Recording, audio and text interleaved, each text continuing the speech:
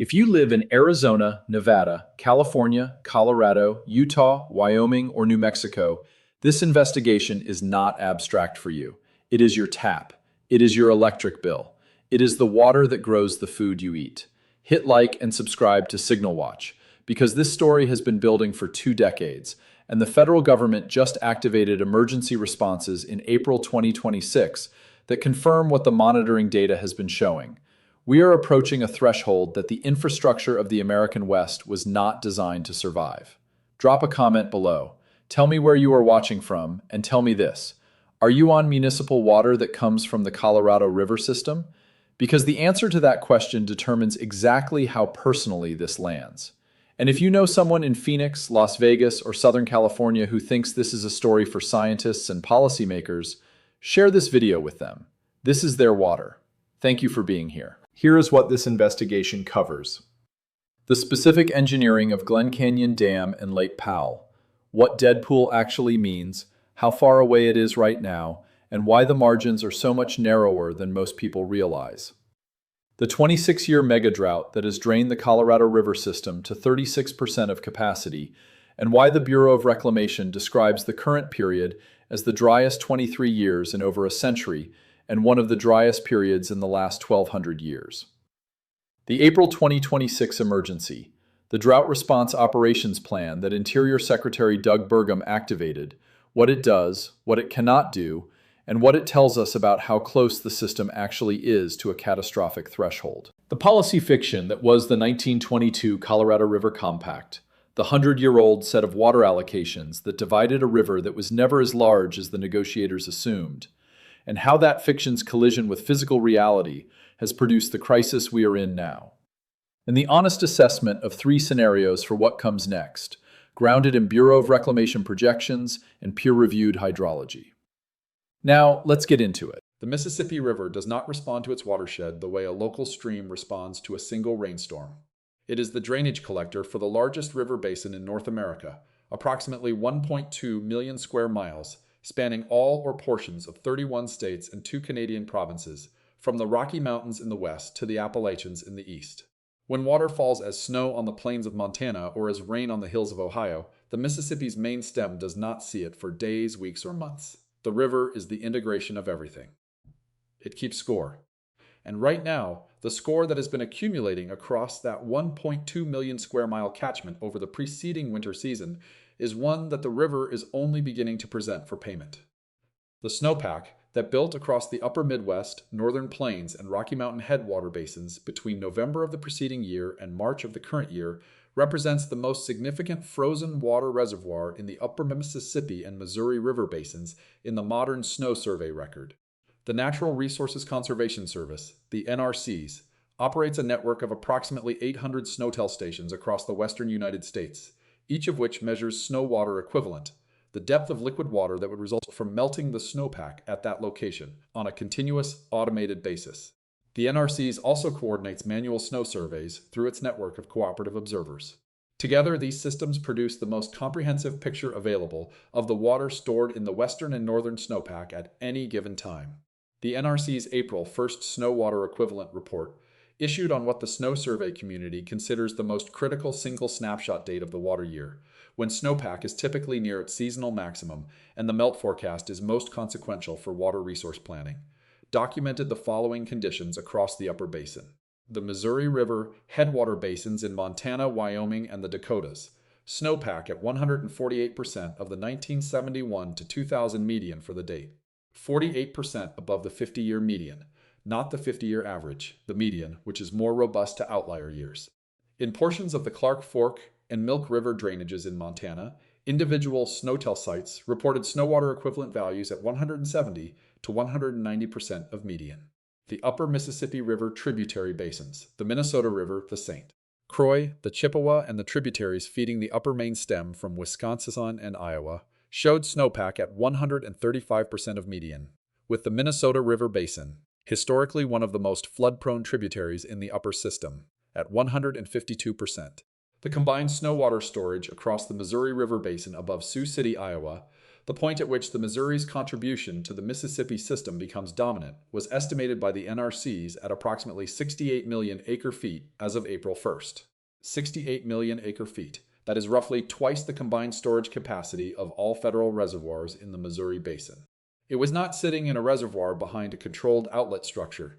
It was sitting in snowfields across the northern plains and the Rockies, waiting for the temperatures to tell it when to move.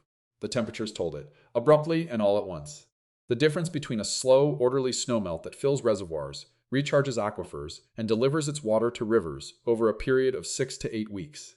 The kind of melt that the Missouri River System's flood control reservoir network was designed to manage, and a rapid, simultaneous melt that overwhelms reservoir capacity and delivers its water in a compressed pulse is fundamentally a function of temperature timing and the spatial coherence of the warming.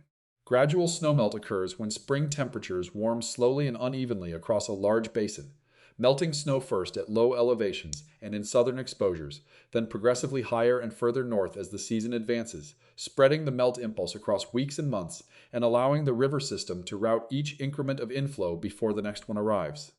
The Missouri River System's 6 major mainstem reservoirs, Garrison, Ojai, Big Bend, Fort Randall, Francis Case, and Lewis and Clark, collectively known as the Big Bend or Pick-Sloan reservoirs, were specifically designed to exploit this staggered melt timing, storing the early runoff from southern and lower elevation portions of the basin and releasing it at controlled rates that the downstream channel can accommodate.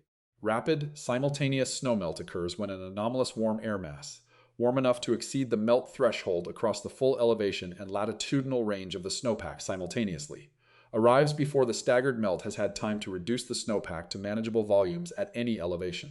In this scenario, the reservoir system receives peak inflow from the low elevation snowpack, the mid-elevation snowpack, and the high elevation snowpack within the same 2 to 3 week window. The reservoirs, which were sized for staggered inputs, encounter simultaneous peak inflow from all elevations. Their combined storage capacity is exceeded. Emergency spillway operations begin. Downstream channel flows approach and in some locations exceed bank full capacity. And the carefully engineered timing assumptions built into the Pick-Sloan reservoir system's flood control design. Assumptions that the melt will be staggered, that reservoirs will empty partially before they receive the next pulse, fail. The temperature anomaly that arrived across the northern plains and Rocky Mountain snowpack in the 3rd week of April of the current year was documented by the NOAA National Centers for Environmental Information as an event in the 95th to 98th percentile for the calendar date across the snowpack-bearing terrain of Montana, Wyoming, North Dakota, South Dakota, and Minnesota. Afternoon temperatures in areas that had been below freezing 2 weeks earlier rose to 55 to 68 degrees Fahrenheit. Snowmelt rates at snowdall stations across the Missouri headwaters jumped from less than half an inch of snow water equivalent per day to 2 to 3 inches per day within 48 hours of the warm air arrival. 2 to 3 inches of snow water equivalent per day across millions of acres of snowpack. The conversion of that melt rate into river discharge requires understanding what hydrologists call the unit hydrograph, the relationship between a unit of rainfall or snowmelt input to a basin and the stream discharge it produces at the basin outlet, accounting for the routing delays imposed by the basin's size and shape. In the Missouri River headwater basins of Montana, the lag time between peak snowmelt and peak stream discharge at the basin outlet is on the order of 3 to 10 days, depending on the specific tributary system. That lag time is not protective when the melt is occurring simultaneously across all tributary systems. The discharge peaks from each tributary arrive at the main stem in a compressed sequence rather than the staggered sequence the reservoir system's design assumed. Dr. Jessica Lundquist, a professor of civil and environmental engineering at the University of Washington, whose research focuses on snowpack hydrology and the interactions between snowmelt timing and flood risk, published research in the journal Geophysical Research Letters in 2022, examining the relationship between spring's temperature anomaly magnitude and snowmelt-driven flood frequency in western U.S. River systems. Her analysis found that in years with anomalous spring warming exceeding 2 standard deviation above the climatological mean, the threshold the current event is meeting or exceeding in the Missouri headwaters, the probability of downstream flood damage costs exceeding $100 million in the affected river system increases by approximately 3.5 times compared to normal year melt conditions, even holding snowpack volume constant. The warming timing is as important as the snowpack magnitude in determining flood outcomes, 3.5 times higher flood damage probability from the timing alone. and the current event has both the anomalous warming timing and the above-median snowpack magnitude. If the snowmelt were arriving in a watershed whose soils were dry, whose tributaries were running at low or normal levels, and whose reservoirs had significant remaining flood control storage, the flood routing system might be able to manage it. Stressfully, with emergency releases, but within the bounds of the system's design envelope. The atmospheric river that has stalled over the upper Midwest simultaneously with the snowmelt is the factor that eliminates that possibility. An atmospheric river, a narrow, concentrated corridor of water vapor flowing at altitude in the middle troposphere, made landfall on the Pacific Northwest coast approximately 12 days ago and tracked eastward into the northern Rockies, before encountering the blocking high-pressure ridge described in the atmospheric river investigation earlier in this channel's history. Unable to progress eastward, the moisture plume has been deflected northeastward and has been delivering continuous heavy precipitation across the Missouri River Basin in Montana and the Dakotas, the upper Mississippi River Basin in Minnesota and Wisconsin, and the Ohio River Basin in Indiana and Ohio for the past 8 days. 8 days of continuous heavy precipitation over basins whose soils were already at field capacity, saturated from snowmelt, and whose river tributaries were already running at above normal stages from the same snowmelt. The precipitation that would normally infiltrate into the soil is running off the surface immediately.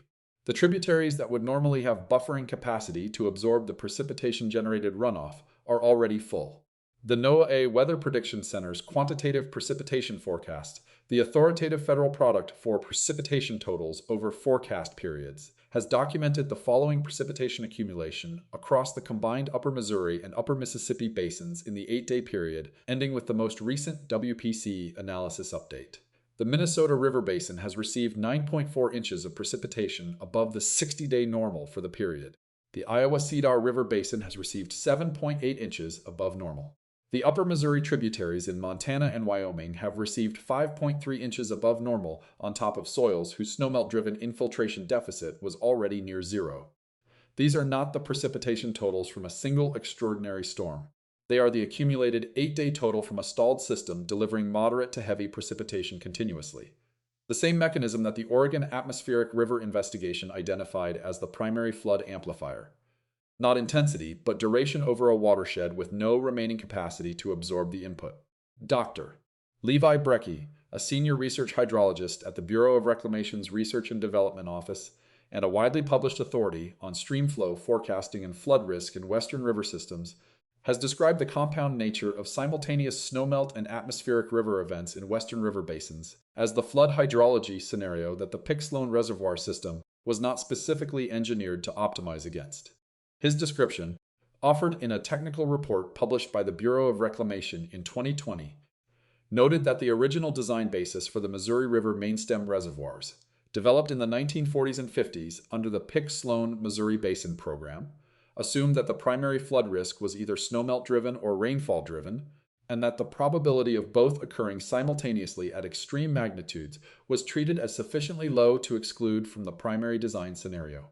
Not specifically engineered to optimize against the current scenario, written in 1946, applied to a reservoir system that is now in operation against the compound event its designers excluded from the primary design case.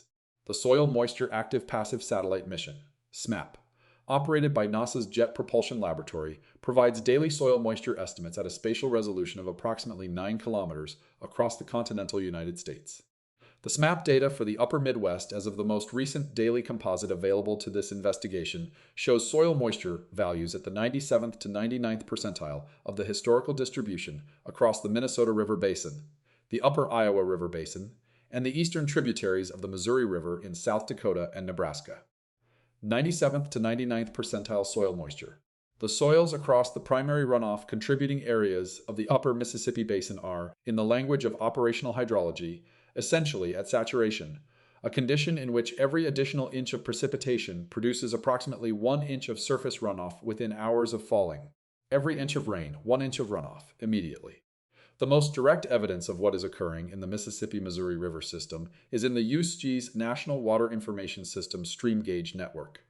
The approximately 8,000 stream gauges across the continental United States that provide real-time, publicly accessible measurements of water level and discharge at fixed monitoring points. These gauges are not forecasting tools. They are measuring instruments. What they show is what has already happened, which makes them, in the context of a slow-moving riverine flood event like the current one, the most reliable source of information about the wave of water moving southward through the system. As of the most recent USGS stream gauge readings available at the time of this investigation's preparation, the following conditions are documented in the primary flood-conveying portions of the upper Mississippi and Missouri basins. The Missouri River at Bismarck, North Dakota, water surface elevation at 314.8 feet above mean sea level, the highest reading recorded at this gauge in the 21st century monitoring period, exceeding the previous record set in 2011. Stage is above major flood stage and rising at approximately 1.3 feet per day. The Missouri River at Pierre, South Dakota, immediately downstream of the Oahe Dam spillway. Discharge of 160,000 cubic feet per second, representing controlled release from the Oahe Reservoir that the U.S. Army Corps of Engineers has been forced to initiate as inflow to the reservoir exceeded the structure's ability to maintain pool levels below emergency spillway activation thresholds. 160,000 cubic feet per second. The Missouri River channel at Pierre has a natural bank full discharge capacity of approximately 55,000 cubic feet per second. The Corps is releasing water at 3 times the channel's natural capacity, relying on the downstream flood control levee system to contain the excess. The Minnesota River at Mankato, Minnesota, at major flood stage, with the current discharge exceeding the 99.5% exceedance probability level, meaning the current flow is higher than 99.5% of all historical flows recorded at this gauge. Not the record, but within the top half of 1% of all recorded flows, rising. The Mississippi River at St. Paul, Minnesota, stage at 26.7 feet, above major flood stage of 25 feet, with the Advanced Hydrologic Prediction Service's official stage forecast, placing the expected crest at 29 feet within the next 4 to 6 days. 29 feet. The major flood stage is 25 feet. The record crest at St. Paul is 26.9 feet, set in April of 2001. The current forecast would set a new record crest at St. Paul, Dr. Robert Holmes, director of the USGS Office of Surface Water and a specialist in large-scale river system hydrology, testified before the Senate Environment and Public Works Committee in February of 2024 regarding the USGS National Flood Hazard Assessment. His testimony documented that the USGS Stream Gauge Network's historical data, which provides the observational foundation for all flood frequency analysis used in engineering design, flood insurance rate maps, and emergency management planning across the country, is based on a period of record that, for most gauges, extends back 60 to 100 years. For rare, large flood events, floods in the 1% to 0.5% annual exceedance probability range, 60 to 100 years of record is statistically insufficient to reliably constrain the frequency estimate. The uncertainty bounds on the estimated 100-year flood discharge at most Mississippi River gauges are sufficiently wide that events substantially larger than the official 100-year estimate remain within the plausible range for return periods of roughly 200 years or more. The current events, as measured by multiple gauges approaching or exceeding all-time records, are approaching or entering the range where the flood frequency analysis used to design the flood control system begins to lose statistical reliability. We are at the edge of the historical record's ability to tell us what to expect. The Mississippi River levee system is not a single engineered structure. It is approximately 3,500 miles of earthen embankments, concrete flood walls, riprap revetments, and associated drainage infrastructure constructed, maintained, and operated by a fragmented institutional landscape that includes the U.S. Army Corps of Engineers, state levee districts, local drainage districts, and private landowners, all governed by different legal authorities, different funding streams, different maintenance standards, and different engineering design eras. The federal component of the Mississippi River levee system, the levees built and maintained by the Army Corps of Engineers under the authority of the Flood Control Act of 1928 and its subsequent amendments, represents the backbone of the system. Those levees, concentrated along the Mississippi River mainline from Cairo, Illinois, southward to the Gulf of Mexico, are designed to the Project Flood Standard, the largest flood that the system was engineered to contain. The Project Flood Standard for the lower Mississippi was established following the catastrophic 1897 flood, and updated following the 1927 flood, which killed approximately 500 people and inundated 26,000 square miles before the Flood Control Act was passed, at a discharge level that represents the design envelope for the full levee system. The levees above Cairo, Illinois, the upper Mississippi River system, and the Missouri and Ohio River tributaries are built to a different and generally lower standard than the federal mainline levees of the lower Mississippi.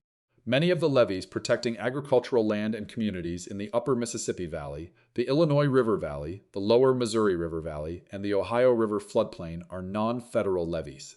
Structures built and maintained by local levee districts using state and local funding, designed to standards that vary significantly by district, construction era, and maintenance history. The Army Corps of Engineers National Levee Database, the most comprehensive publicly available inventory of levee structures in the United States, documents approximately 30,000 miles of levee structures across the country, of which approximately 25,000 miles are non-federal levees. The database's condition assessment data, which rates levees on a scale from minimally acceptable to unacceptable, found in its most recent comprehensive assessment published in 2023 that approximately 38% of the assessed non-federal levees in the Mississippi River Basin had condition ratings below acceptable, indicating documented deficiencies in structural integrity, freeboard, or maintenance that reduce the levee's reliability under flood conditions. 38% of non-federal levees in the Mississippi Basin below acceptable condition, against a flood event that the gauge data is placing in the range of the largest floods in the modern instrumental record. The specific structural vulnerabilities in earthen levee systems under flood conditions are well understood in the geotechnical engineering literature and are documented in the Army Corps of Engineers technical manuals on levee design and evaluation. The three primary failure modes for earthen levees under flood loading, described in the Corps' Engineering Manual EM 11-1021-913, are overtopping, piping, and slope instability. Overtopping is the most straightforward. The floodwater surface rises to or above the levee crest, flows over the top, and erodes the downstream face of the embankment in what engineers call a breach. A levee that is overtopped does not fail instantly. It begins to erode from the downstream side, and if the overtopping flow is not immediately stopped by the flood receding or by emergency sandbagging, the erosion progressively undermines the embankment until the levee section collapses and water flows through the breach at the full capacity of the opening. Piping is more insidious and more dangerous in some respects because it occurs without any visible warning at the levee surface. Piping develops when flood water under the hydraulic head of a full flood stage on the riverside of the levee finds a pathway through the embankment, through a crack, an animal burrow, a decomposed root channel, or an area of differential settlement, and begins flowing through that pathway. The flowing water progressively enlarges the pathway, transporting soil particles and creating a pipe of flowing water through the embankment. A levee can be experiencing active piping and approaching imminent catastrophic failure, while its outer surface appears intact and undamaged. The Corps' post-failure investigations of levee breaches during the 1993 and 2011 flood events found that piping was the primary failure mechanism in the majority of levee failures that occurred at stages below the design crest elevation. Levees that failed without being overtopped, because the sustained flood stage drove water through structural pathways in the embankment that had developed over decades of inadequate maintenance or were created by the floodloading itself. Slope instability, the liquefaction or shear failure of the embankment material under the weight and saturation of extended floodloading, is the third mechanism. Earthen levees that have been holding back floodwater for days or weeks become progressively saturated.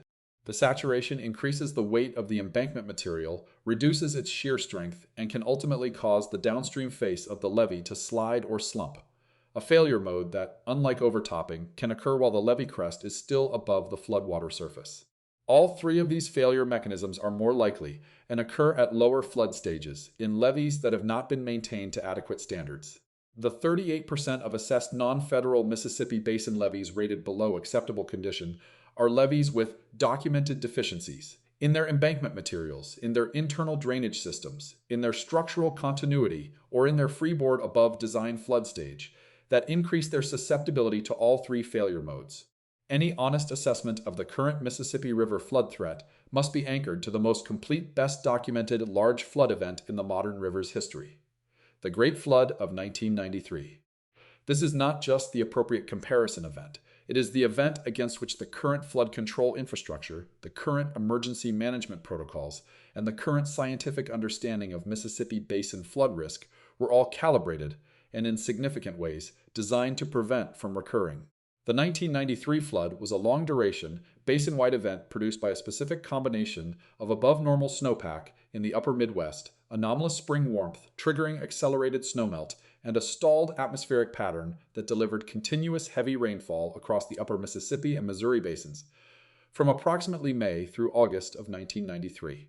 The event is documented in a USGS water supply paper, specifically USGS Water Supply Paper 2430, titled The Great Flood of 1993, Causes, Impacts, and Responses, which remains the definitive scientific summary of the event and is the primary reference document for comparative analysis of subsequent Mississippi River flood events.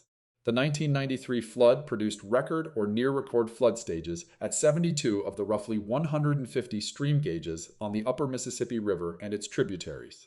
At St. Louis, Missouri, the most important single monitoring point for the full upper basin's combined discharge, the flood reached a crest of 49.6 feet on August 1, 1993, against a flood stage of 30 feet and a record at the time of 43.2 feet. The crest exceeded the previous record by 6.4 feet. The discharge at the St. Louis gauge at peak was approximately 1 million cubic feet per second, a number so large it requires grounding. The Mississippi River at St. Louis was delivering approximately 1 million gallons of water per second past that monitoring point at the flood's peak. The flood inundated approximately 20 million acres of cropland across 9 states. It caused an estimated $15 to $20 billion in damage, approximately $33 to $44 billion in current purchasing power. 52 people were killed directly by the flooding. More than 75,000 people were evacuated from their homes. 623 river gauges exceeded flood stage. More than 1,000 levees were overtopped or breached. Of the levees along the upper Mississippi and its tributaries, a majority failed at some point during the event. More than 1,000 levees in a single flood event. Dr.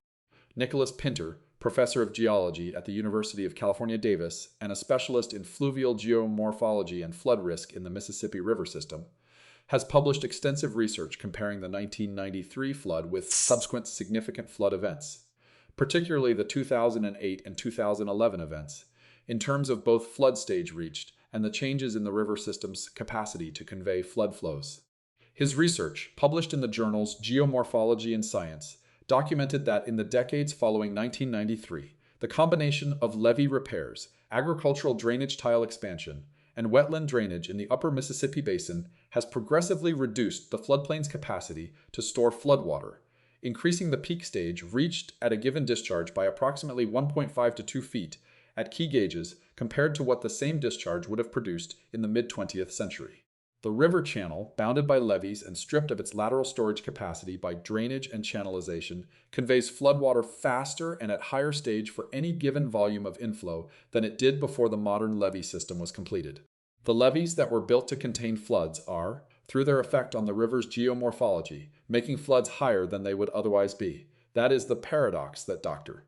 Pinter's research documents, not that levees are the wrong solution, but that the solution, applied without sufficient attention to preserving floodplain storage, has altered the system it was designed to protect.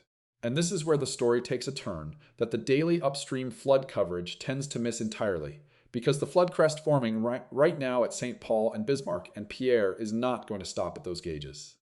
It is going to move south. It has been moving south at the speed of the river's hydraulic gradient since the snowmelt began. And its arrival at the population centers and agricultural heartlands further down the system is a forecast event, not a speculative one. The Mississippi River flood wave travels southward at different speeds depending on the river's slope and the degree of floodplain inundation. In the confined channelized reach between St. Paul and St. Louis, a flood wave travels at approximately 1 to 2 miles per hour, arriving at St. Louis from St. Paul in approximately 10 to 15 days after the crest passes the upper gauge. In the lower, more gently sloping reach below St. Louis, the wave slows further, arriving at Memphis approximately 1 to 2 weeks after St. Louis, and at Vicksburg and Baton Rouge another 1 to 2 weeks after that. The National Weather Service Missouri Basin River Forecast Center, one of the 13 regional river forecast centers that provide official flood stage predictions for the major U.S. river systems, has issued a cascading sequence of flood forecast updates over the past 10 days that trace this wave as it moves through the system. The official forecasts, published on the Advanced Hydrologic Prediction Service platform, project the following crest stages at key downstream gauges based on the current and forecast upstream conditions. St. Louis, Missouri, forecast crest of 43 to 47 feet against a flood stage of 30 feet and a record of 49.6 feet set in 1993. The forecast range spans from a historically significant but not record event at the lower end to an event within 4 feet of the 1993 record at the upper end, depending on how much additional precipitation falls over the Ohio River basin, which has not yet peaked, before the Missouri River contribution arrives. Memphis, Tennessee. Forecast crest of 40 to 43 feet against a flood stage of 34 feet and a record of 48.7 feet. At the upper end of the forecast range, Memphis would experience its highest river stage since the 2011 flood, the second largest flood of the modern era. Vicksburg, Mississippi, the gateway to the lower Mississippi system, is forecast to receive the combined pulse from the upper basin above St. Louis, the Missouri River, and the Ohio River. The forecast at Vicksburg ranges from 55 to 60 feet, against a flood stage of 43 feet and the all-time record of 57.1 feet set on May 19, 1927. The flood that led to the Flood Control Act and the construction of the modern levee system. If the forecast verifies at the upper end, the lower Mississippi will be processing a flood wave larger than any it has seen since the year the levee system was conceptually designed. Dr. Samuel Munoz, Assistant Professor of Marine and Environmental Sciences at Northeastern University, and a specialist in paleoflood hydrology. The reconstruction of flood history from sedimentary records extending back before the instrumental era published research in the journal Nature Geoscience in 2018 that combined the historical gauge record with sediment-based flood reconstructions extending back approximately 500 years for the upper Mississippi River. His analysis found that the 1993 flood, while exceptional in the modern instrumental record, is not exceptional in the 500-year context. Events of comparable or greater magnitude occurred approximately in 1735, 1826, 1844, and 1903, all before the current levee system existed. His research implies that the current levee system, designed in response to the 1927 flood and calibrated against the 20th century instrumental record, was engineered against a sample of flood events that did not include the full range of magnitudes the Mississippi system is capable of producing on longer timescales. The largest flood in the modern levee era is not necessarily the largest flood the river can produce. The current forecast is approaching the largest flood in the modern levee era. The compound structure of the current event, record snowpack, rapid simultaneous melt, stalled atmospheric river, saturated soils, near-full reservoirs, produces a flood management scenario whose total complexity exceeds the sum of its individual components in ways that are worth describing precisely, because the resource and decision constraints of managing a compound flood event are themselves the variable that determines outcomes for the communities and agricultural land at risk. The U.S. Army Corps of Engineers Missouri River Reservoir System operates under a Master Water Control Manual, a document that specifies the operational rules for each of the 6 main stem reservoirs in terms of how releases should be managed under different inflow and storage conditions. The manual's flood control operations specify a hierarchy of reservoir management objectives. First, maintain pool levels below emergency spillway activation thresholds. Second, minimize downstream flood damage through coordinated release management. Third, achieve those 2 objectives while releasing water in a sequence that avoids simultaneous peak releases from multiple reservoirs arriving at the same downstream point at the same time. The third objective, avoiding simultaneous peaks, is the flood management challenge that is proving impossible to fully achieve in the current event.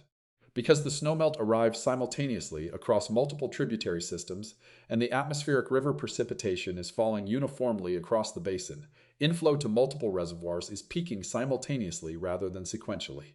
Garrison and Oahe, the 2 largest reservoirs in the system, with a combined flood control storage capacity of approximately 38 million acre-feet, are both receiving inflow above their flood control capacity simultaneously.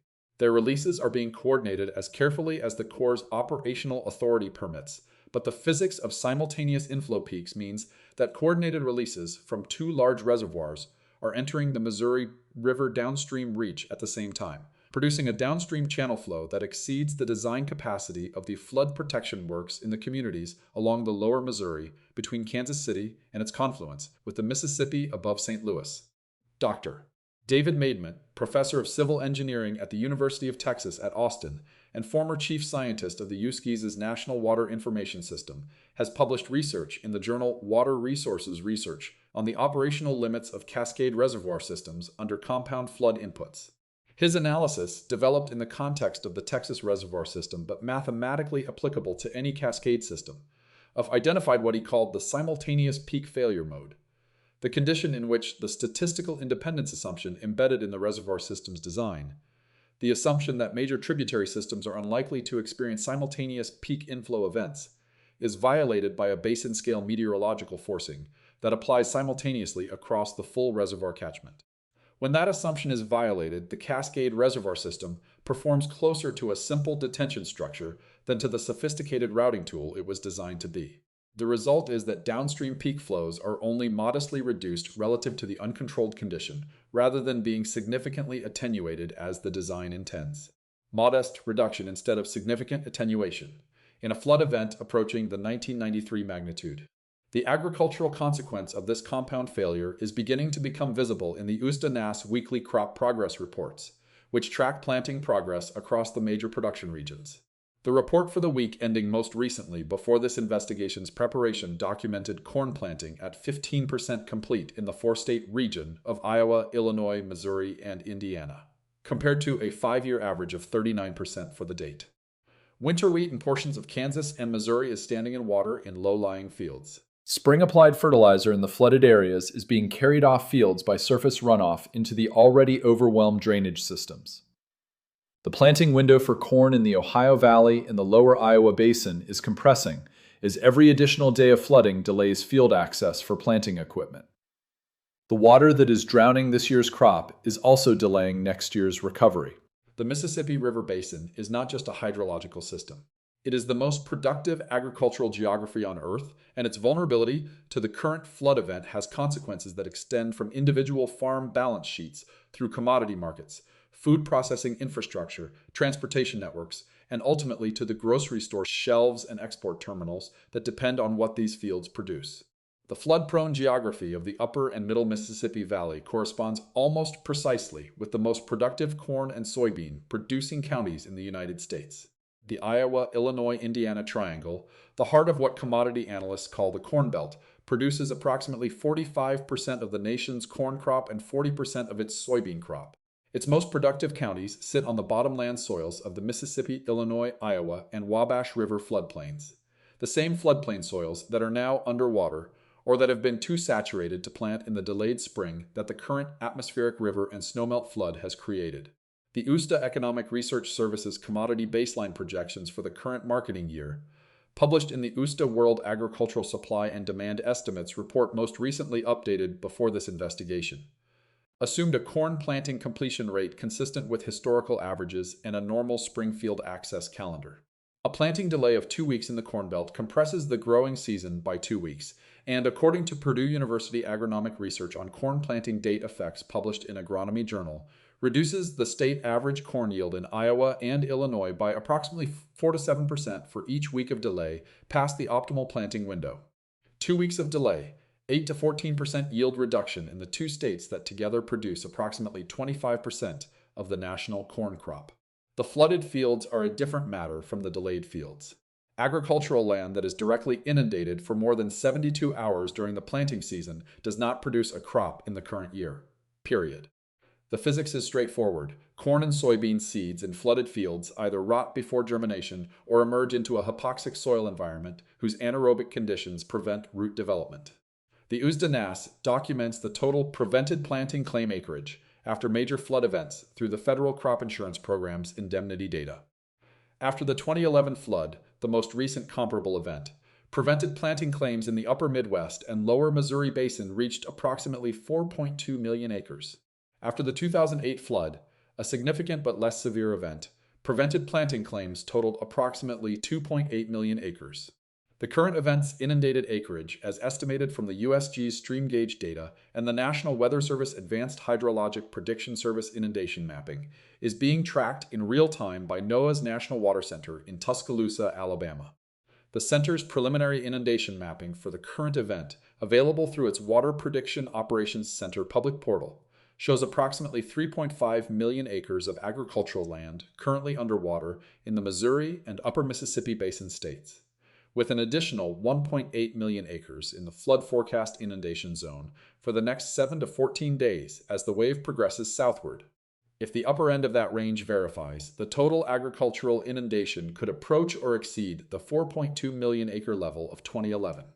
4 million acres of flooded cropland at average corn value of approximately $1,200 to $1,400 per acre of production value represents a direct farm revenue loss in the range of $4.8 to $5.6 billion from inundated acres alone. Before accounting for the yield penalty on the delayed planting acres, the infrastructure damage to drainage systems and farm roads, the loss of stored grain in low-lying elevator facilities, and the multi-year effects of flood silt deposition on soil health. Dr. Chad Hart, a professor of economics and extension economist at Iowa State University, whose research focuses on corn and soybean markets, published analysis in Choices magazine documenting the supply chain effects of major Corn Belt flood events. His research found that in years when combined prevented planting and severe yield loss acreage exceeds 3% of national planted acreage, the threshold the current event is approaching or will exceed. The futures market price response for corn and soybeans typically produces a 10 to 18% price increase that persists through the marketing year, as the supply shortfall works through the pipeline from farm to processor to retailer over 6 to 18 months. 10 to 18% corn price increase. In a food supply chain that converts corn into cattle feed, poultry feed, high fructose corn syrup, ethanol, and dozens of processed food ingredients. The grocery store impact is diffuse, delayed, and distributed across the entire processed food universe. The most consequential variable in the current event, the one that separates a historically significant, expensive flood from a genuinely catastrophic one, is whether the non-federal levee system of the upper and middle Mississippi Valley holds under the sustained flood loading it is now experiencing, or whether the pattern of levee failures that characterized the 1993 and 2011 events is repeated or exceeded under the current higher flood stages. The 1993 flood caused more than 1,000 levee overtopping events and failures along the upper Mississippi and its tributaries. The most consequential single levee failure of that event was the breach of the Columbia Bottom Levee, protecting a portion of the Missouri River floodplain near Hardin, Missouri, on July 16, 1993. A breach that inundated the town of Hardin and required evacuation of its 1,200 residents. The most geographically significant series of failures were those along the lower Missouri River between Kansas City and its confluence with the Mississippi, where a cascade of individual levee overtopping and breach events progressively inundated the bottomland agriculture of the lower Missouri Valley. The Army Corps of Engineers post-flood assessment of the 1993 levee performance, published in 1995, documented that the primary determinant of whether individual levees failed was not their design height above flood stage. Many levees that were overtopped held, at least temporarily, through emergency sandbagging. The primary determinant was the duration of flood loading at or above design stage. Levees that held floodwater for more than 10 to 14 consecutive days showed dramatically elevated failure rates compared to levees that were loaded for shorter periods. The explanation is the piping mechanism. Piping failures require time to develop, and the probability of a piping pathway being present and reaching the failure threshold increases with flood duration. The current event's flood duration is, at most monitored locations, already exceeding or approaching the 10 to 14-day threshold identified as the critical piping risk window in the Corps' 1993 assessment. The Missouri River at Bismarck has been above flood stage for 11 days as of the most recent gauge reading. The Minnesota River at Mankato has been above flood stage for 9 days. The upper Mississippi at La Crosse, Wisconsin has been above flood stage for 12 days, Dr. Jean-Louis Briot, Distinguished Professor of Civil Engineering at Texas A&M University and the former president of the International Society for Soil Mechanics and Geotechnical Engineering, whose research on levee failure mechanisms has been published in the Journal of Geotechnical and Geoenvironmental Engineering and in the ASCE's Journal of Hydraulic Engineering, has developed a probabilistic framework for levee failure risk as a function of flood stage duration and levee condition. His framework, applied to the Corps' National Levee Database condition ratings and the current flood stage and duration data, produces a failure probability estimate that increases non-linearly with duration beyond the 10-day threshold. For a levee rated below acceptable condition, the category that 38% of Mississippi Basin non-federal levees fall into, Briot's framework estimates a breach probability of approximately 12 to 18% per levee per flood event when the flood duration exceeds 10 days at or above the levee's design flood stage. Per levee per event.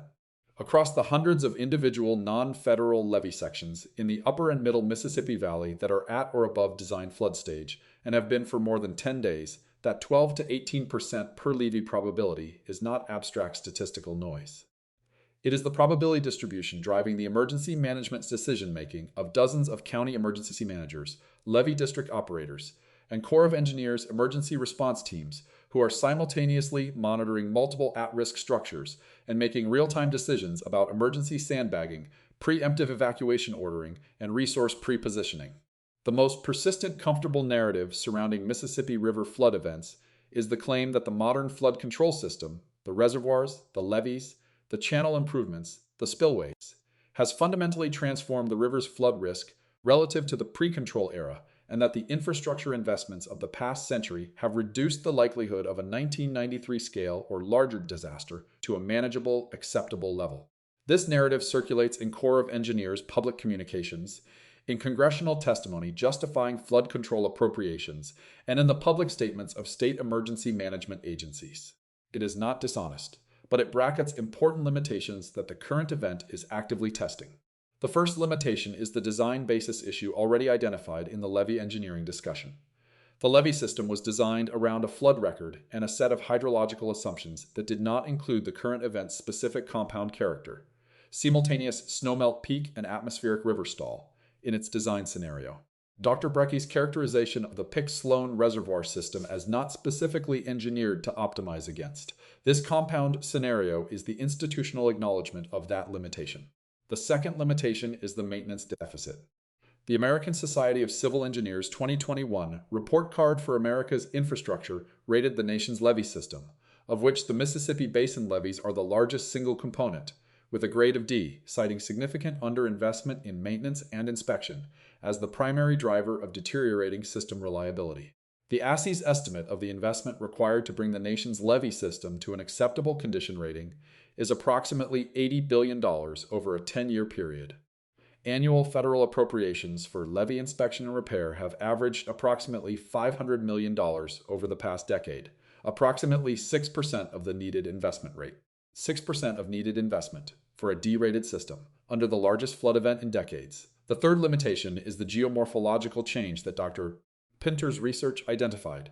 The river is conveying the same discharge volume at higher flood stages than it did in the mid-20th century because the channelization and levee construction that was intended to protect the floodplain has reduced the floodplain's storage capacity and increased the river's hydraulic efficiency.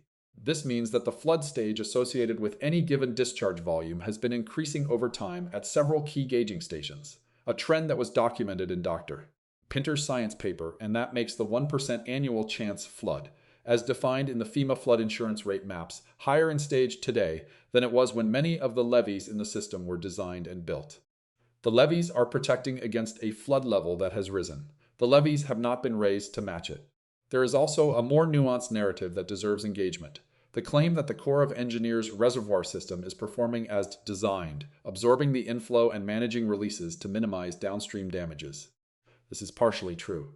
The reservoirs are absorbing flood inflows and their releases are being carefully managed. The issue is not that the reservoir system is failing. The issue is that the flood is so large and the simultaneous nature of the inflow from multiple basins is so contrary to the staggered inflow design assumption that even optimal reservoir operations cannot prevent downstream flood stages from approaching or exceeding the design limits of the levee system below the reservoirs. The reservoirs are working. They are not sufficient for this event. The downstream path of the current flood wave passes through a specific geography of communities, infrastructure, and agricultural land, whose exposure to the event is determined by the height of the flood forecast, the condition and design of the local levee system, and the elevation of the structures and land within the floodplain. Being specific about that geography is essential for understanding where the human and economic consequences will be most severe. In the upper Mississippi Valley, the communities most directly at risk are the small river towns and rural agricultural areas protected by the non-federal levees that the National Levee Database rates below acceptable condition. The Iowa towns of Hamburg and Bartlett in Fremont County, the same area that experienced significant levee failures in the 2011 flood, requiring emergency evacuations, are again at risk as the Missouri River in their area is forecast to approach or exceed the 2011 crest. The levees protecting agricultural land in Fremont County were repaired and partially raised following 2011, but the National Levee Database's most recent inspection data from 2022 rates portions of the Fremont County levee system as requiring corrective action for structural deficiencies identified during post-repair inspections. Repaired after 2011, rated as requiring corrective action in 2022, being asked to hold back a flood wave approaching 2011 levels in the current event. In the Middle Mississippi Valley, the confluence region near Cairo, Illinois, where the Ohio River joins the Mississippi, presents the most complex flood management challenge in the entire system.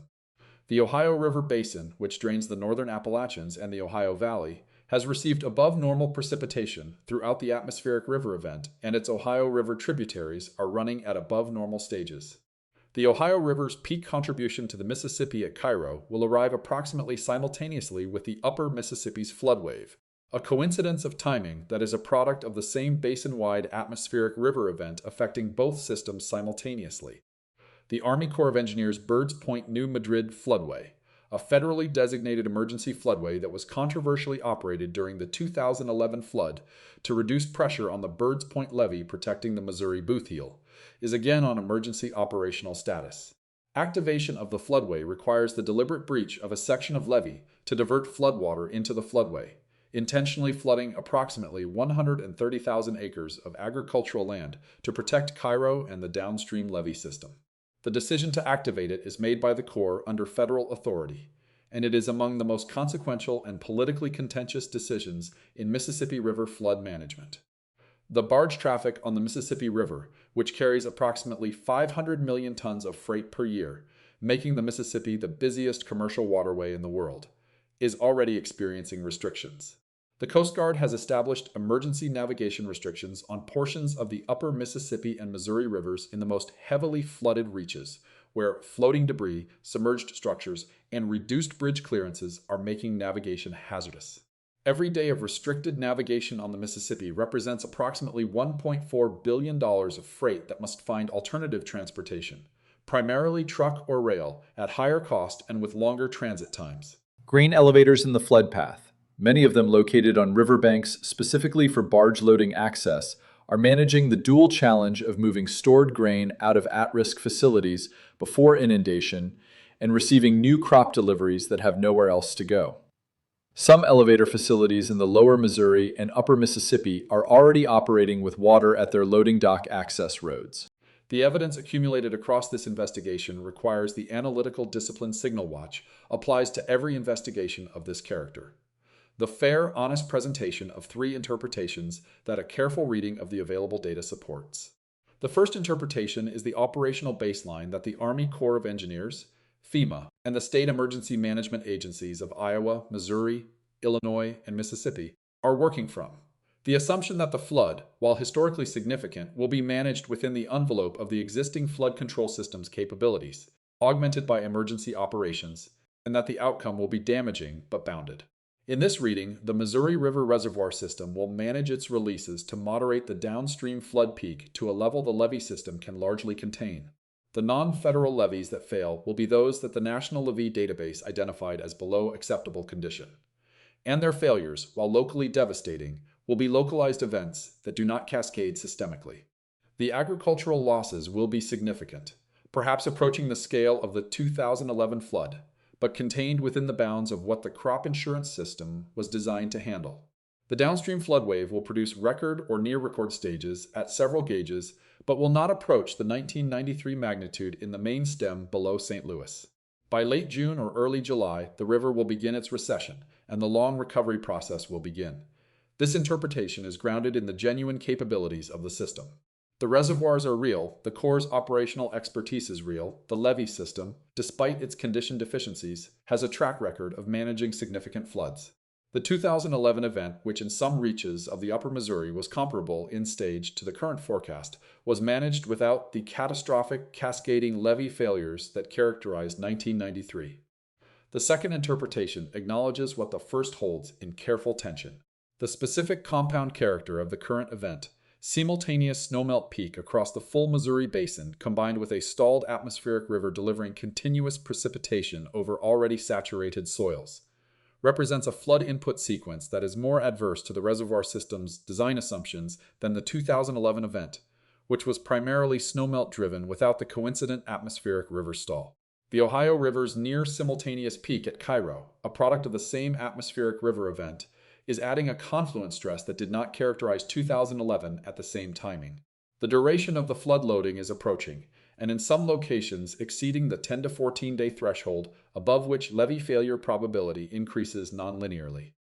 And the flood stages being forecast at key downstream gauges, approaching 1993 levels at St. Louis, approaching record levels at Vicksburg, are at the upper range of what the levee system was designed to contain.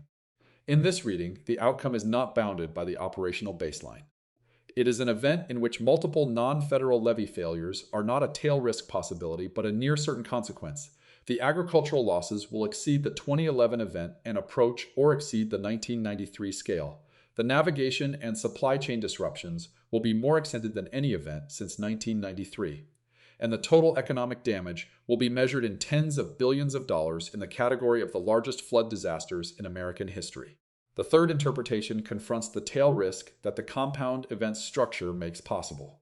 It notes that the flood wave reaching Vicksburg, the gateway to the lower Mississippi system, and the point where the full combined output of the Missouri, upper Mississippi, and Ohio basins is concentrated, at a stage approaching the all-time record, represents a stress to the lower Mississippi levee system that, if it produces even a small number of failures in the federal mainline levees, protecting the bottomland agriculture of the Mississippi Delta and the communities of the lower valley, would generate inundation events of a scale and duration that is qualitatively different from anything in the modern instrumental record.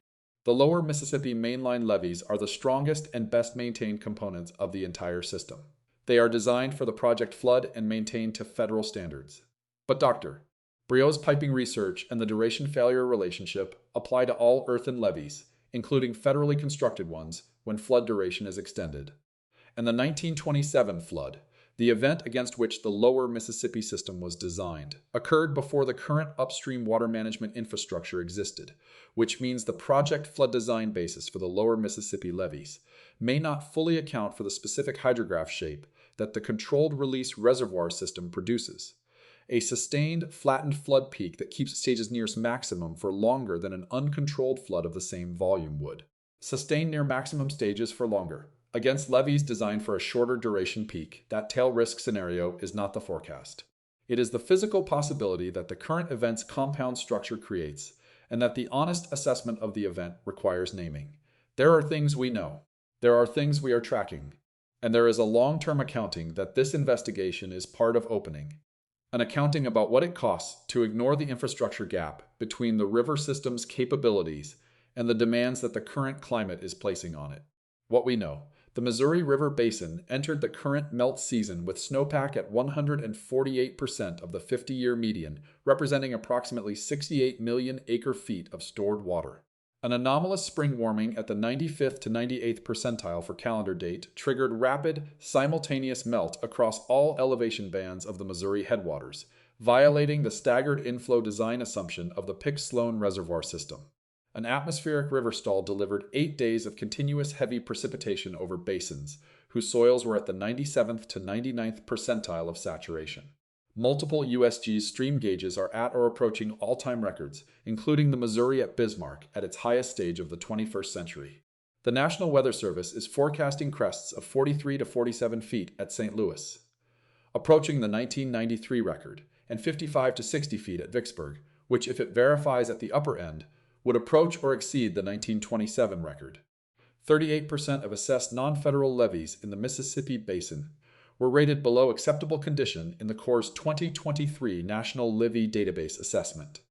Flood loading duration at multiple locations has exceeded the 10 to 14-day threshold identified in the 1995 Corps assessment as the primary determinant of levee failure probability. The ASCE rates the national levee system at a grade of D, with an estimated $80 billion maintenance deficit. Current agricultural inundation is estimated at 3.5 to 5.3 million acres. What we are tracking, the ASCE stream gauge network, specifically the Missouri at Sioux City, the Mississippi at St. Louis, and the Ohio at Cairo, whose readings will determine how the compound flood wave integrates at the critical confluence points. The Army Corps of Engineers Missouri River Reservoir release bulletins issued every 6 hours, which will document whether the simultaneous inflow problem is producing releases that exceed the downstream levee system's design capacity. The National Water Center's inundation mapping updates, which will track the expanding footprint of agricultural and community inundation as the wave moves south. The USGS weekly crop progress and condition reports, which will document the planting delay and flooding impact on the current crop year. And the levee failure reports from the Corps' Emergency Operations Center and state emergency management agencies, which will begin accumulating as the flood duration exceeds critical thresholds at the most vulnerable structures. What the river is telling us, and what this investigation has been built around, is a message that the stream gauge network, the reservoir operations data, the levee condition database, and the atmospheric science have been encoding for years in plain numerical language that rarely gets translated into the narrative terms a general audience can receive and act on. The river is telling us that the infrastructure managing it was designed in a different era, against a different flood record, with a different set of assumptions about the compound nature of the flood inputs it would face. It is telling us this through the ASCE's D rating and the USGS prevented planting numbers, and the Corps' acknowledgement that it was not specifically engineered to optimize against the compound snowmelt plus atmospheric river scenario. It is telling us through the 38% of below acceptable condition levees and the 6% of needed investment rate in levee maintenance and the $80 billion infrastructure deficit. It is telling us through the gauge at Bismarck, which is reading its highest level of the 21st century, and through the forecast at Vicksburg, which is placing the possible upper end of the flood crest within range of the level that caused Congress to pass the Flood Control Act of 1928, the legislative act that created the modern levee system in the first place. The Flood Control Act of 1928 was passed because the river told the country something in 1927 that it had been ignoring. The question that the current event forces is whether the message the gauges are sending now will be received before the river repeats its 1927 demonstration, or whether it will require that demonstration first. The infrastructure investment data suggests the message has not been received. The gauge data suggests the demonstration may be approaching.